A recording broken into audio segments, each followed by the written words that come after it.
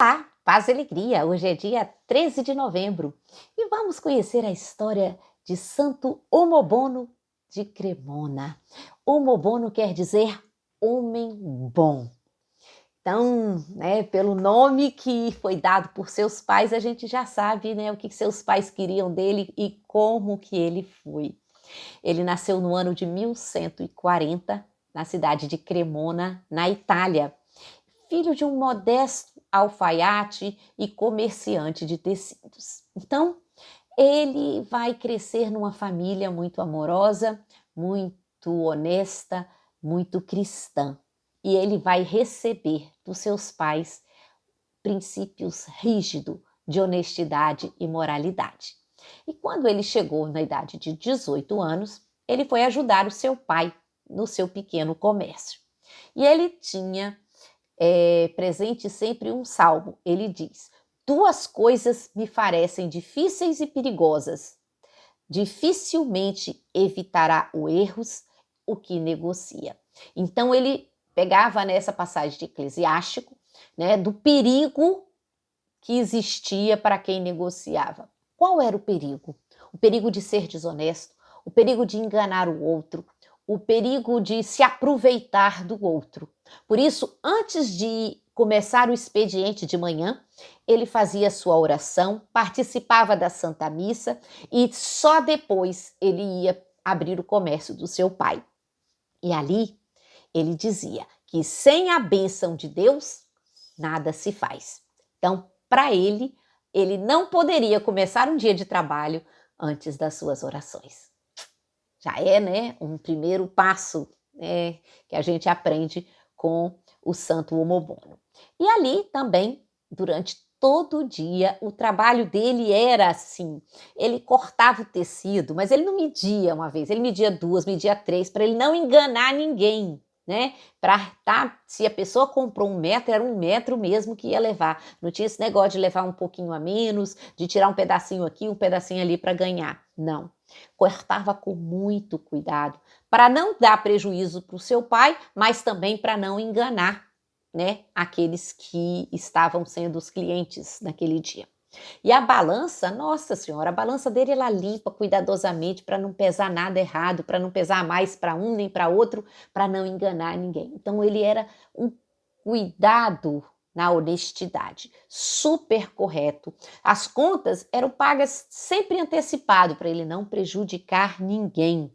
Não admitia prejudicar, atencioso, gentil com todo mundo, um serviço afetuoso, era aquela pessoa que realmente era um homem bom.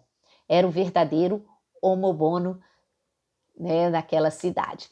Os domingos, dias santos, comércio fechado, dia de oração, o devido respeito, participando da missa, fazendo o seu momento de adoração. Um bom filho, tanto era um bom filho que, quando seus pais quiseram que ele se casasse, escolheram sua esposa e ele se casa. E logo depois do seu casamento, seu pai morre e ele assume, o comando dos negócios da família. E aí, a partir daí, mais e mais generoso, vai se tornar.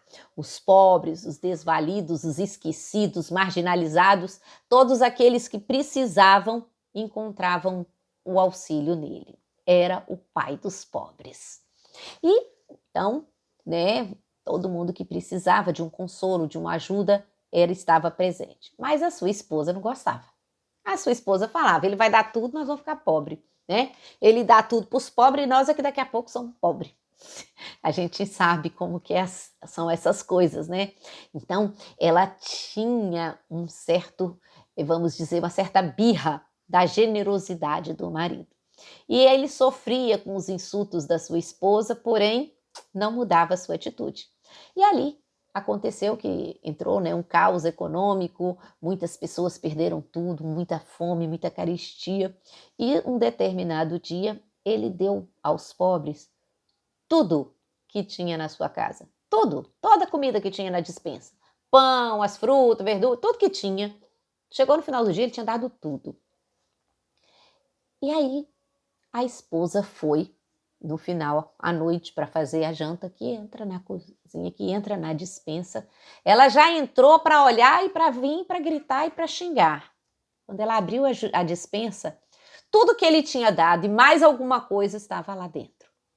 Então ela entendeu, né, que a misericórdia de Deus tinha entrado também na casa dela. Aí ela vai se ajoelhar aos pés dele, pedir perdão por todas as vezes que o tinha ofendido e entende que estar diante dos pobres, diante daqueles que necessitavam, era realmente a missão dele e que Deus confirmava esse ministério. Então, essa graça, né, de Deus faz com que ela vá pedir perdão ao seu esposo. E a partir daí, eles vão ter uma vida mais harmoniosa. Então, ele foi muito conhecido em toda a região pelo amor que ele tinha aos pobres, pela ajuda. Ninguém batia na sua porta e ficava sem um auxílio necessário. E no dia 13 de novembro de 1197, quando ele participava da Santa Missa junto com a sua esposa, ele teve um mal súbito e veio a falecer. E ali a cidade começa a gritar: morreu o pai dos pobres. O que a gente aprende do homo bono é que a esmola dada ao pobre não consome a fortuna. Que nós possamos ser generosos com aqueles que precisam. Santo homo bono de Cremona, rogai por todos nós e dai a todos nós esse coração generoso para irmos ao encontro dos irmãos que precisam. Que o nosso coração esteja sempre escancarado, as nossas mãos estendidas àqueles que precisam, àqueles que batem à nossa porta. Um coração generoso. Quem dá aos pobres não sofrerá necessidade. Quem pratica misericórdia será sempre abençoado.